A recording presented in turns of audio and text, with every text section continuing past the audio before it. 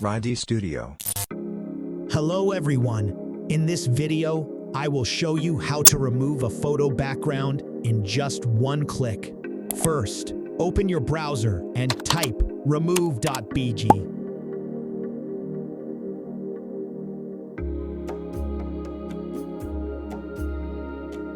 Click here to upload your image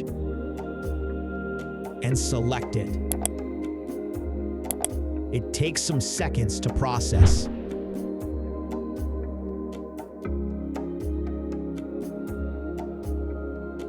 You can download your image by clicking on the image or download icon. If you want to download HD resolution, so you can buy their service.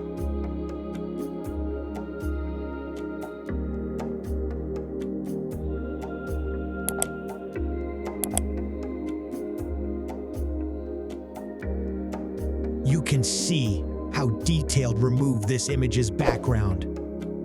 Don't forget to subscribe to our channel for more tips and tricks. Adobe Studio.